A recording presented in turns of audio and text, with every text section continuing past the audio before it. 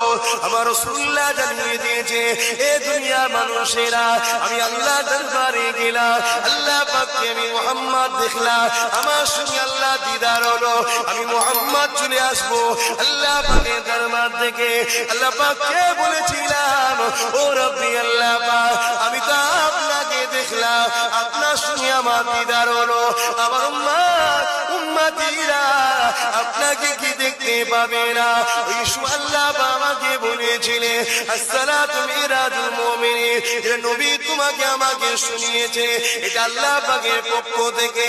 এ দুনিয়া মানুষেরা, নামাজ এমন একটা আমল, মুমিনদের জন্য আল্লাহ পাকে দিদার স্বরূপ। আল্লাহ নবী জানিয়ে দিলেন, যখন তোমরা নামাজের মধ্যে দাঁড়িয়ে যাবে, তোমরা নিজেদের ঘরে মনে করো আল্লাহ পাকের সঙ্গে দিদার হতে লেগেছে। যদিও তোমরা আল্লাহকে দেখতে না পাও, আমার আল্লাহ তোমাদের ঘরে